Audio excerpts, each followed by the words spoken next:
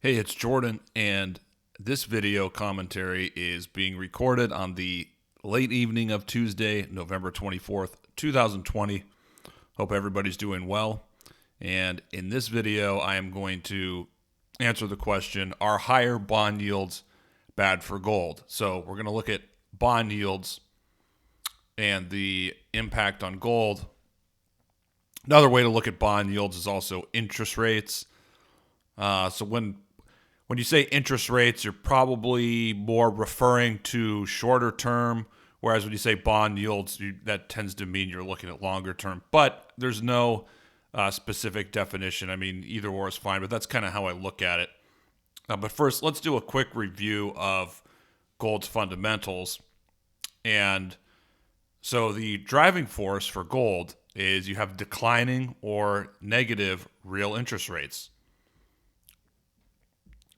That can happen either by you get a series of rate cuts or you have rising inflation expectations. So you go back to the late 60s and 70s, that was rising inflation expectations type of bull market. You go to the 2000s, the very beginning of that bull market, that was more driven by rate cuts. Kind of in the middle there, you did have rising inflation expectations. But then towards the end, I mean, that was after the global financial crisis, aggressive rate cuts. So we haven't seen a gold bull market driven by rising inflation or rising inflation expectations since the 70s. So when we're looking at bond yields or yield spreads or the yield curve, it's steepening, or if you're looking at the chart, that's rising, the line is rising. So it's when there's a steepening curve, that's bullish for precious metals. And so, for example, another way to look at that, if we're looking at the spread between the 10-year and the 2-year yields, if the 10-year is rising faster, that's bullish for gold. If both yields are falling, which you see when there's economic fears, weakness, rate cuts, it's bullish for gold when the 2-year is falling faster than the 10-year. So let's look at where we are now. And I know there's a lot on this chart. We have gold at the top, and then we have the real 5-year yield. Below that, the 2-year yield in the middle. Below that is the 10-year yield. And then at the bottom, we have the yield curve. So that's also the spread between the 10-year and 2-year. So I've marked a couple points in here vertically, and we can see that the 2018 low in gold, that aligned with a peak in nominal rates, but as well as real rates. You can see the real 5-year yield also peaked at that time. Now, the current correction in gold and the one that began a year ago after the September 2019 peak, you can see that yields or rates, they were flat or rising slightly. The difference today is that the yield curve down there at the bottom, that's rising. So it's in a rising trend now. It's been above the 200-day moving average for almost the entire year, at least since March. And if you go back, other than that little blip there at the end of February, it's been above the 200-day moving average for about a year. So that steepening in the curve, or you could say rising, that is starting to reflect increasing inflation expectations. Now, that can and will support gold, but only if it continues, because gold's been moving more on the rates going lower or rates at zero, that type of trade, that where money goes into bonds and gold and not really commodities, and also less so silver. But if we, so going back to rates, when we see a move out of that type of situation where the market realizes rates are no longer going to be at zero, we're starting to have increasing inflation expectations, inflation picks up, the start of that, and we have seen that in the last couple months. So the start of that transition is initially bearish for gold. And the reason is because you had so much money going into gold because of the negative nominal rates, rates going lower, rates are at zero. So therefore buy bonds, buy gold.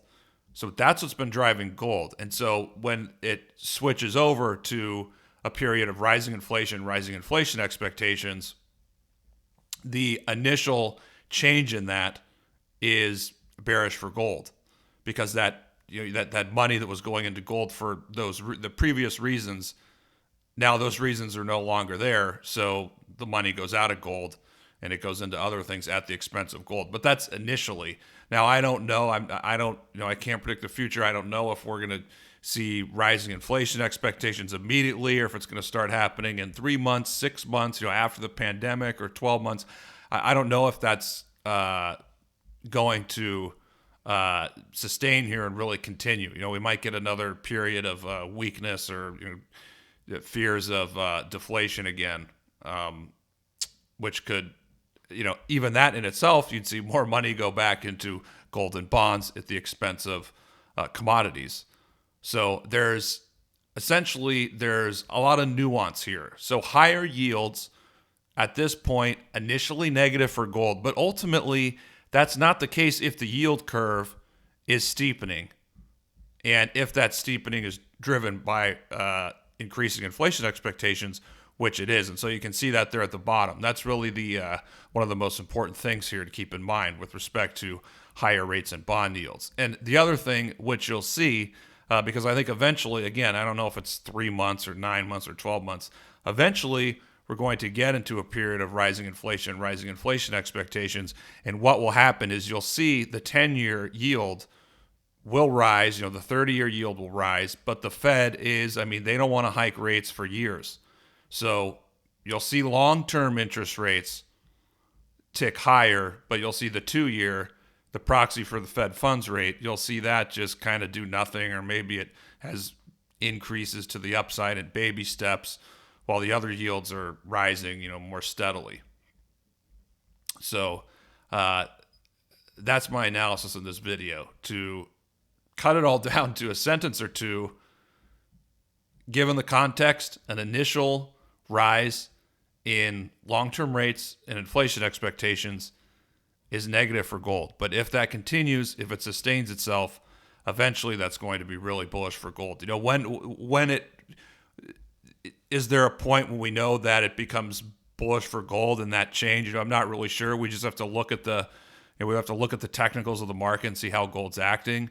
It's probably getting pretty close to a bottom. I think the stocks are, bottoming as we record this video, and gold is probably just right behind it. So this is a time that you probably want to be buying or accumulating, or at least getting ready to do so. And so with that said, check in the description there. I have a lot of free info that you can get from TheDailyGold.com. You can also consider my premium service. I hope this video was educational and informative for you, and look forward to doing another update for you in the days and weeks to come. Hope everybody has a great Thanksgiving, and I'll see you in the next video.